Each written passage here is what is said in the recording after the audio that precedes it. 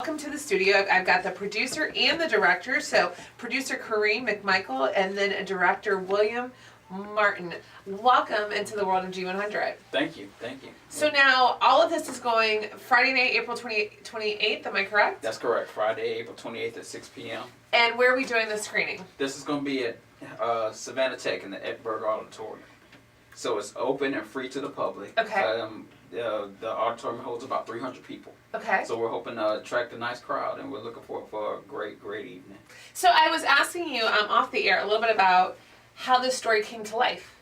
Well, I've hosted a weekly radio show on a community radio station Savannah State owns for years. So well before he ran for state office and different things, I called Carl Gilliard in to talk about Savannah Feed the Hungry and different things we can do in the community to help. And out of those conversations, we started talking about a documentary for the organization, as he learned I was a videographer and some of the things that I was into. And I said I'd love to do one, so I started the project by myself. And it ultimately turned out to be way too much. The scope of the project was just huge. And so we kind of had to back off it, and we put it on the shelf for 2-3 years. And in that time, Kareem and I, who worked together at Savannah State University, we kind of worked in different circles, kind of doing the same thing, but with our own initiatives and agendas. We never thought, hey, why don't we work together, kind of help each other out?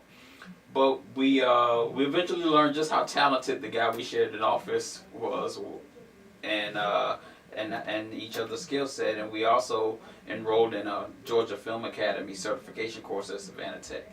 And we met a very talented group of people who ultimately ended up being the crew on the documentary. So when the crew was together and Kareem was brought in as the producer, I called Carl back and I said, hey buddy, I think we can pull that documentary idea we started talking about a few years ago off the shelf.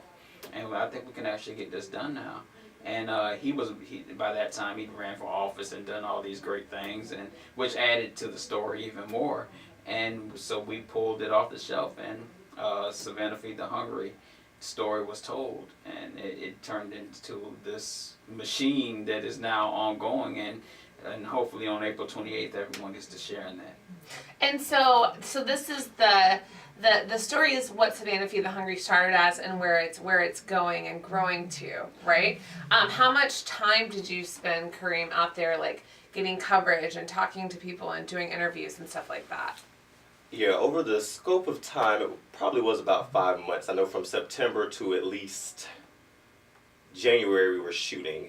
That doesn't count the post-production stuff of us editing and all that stuff. So probably on the whole project, 6 months maybe.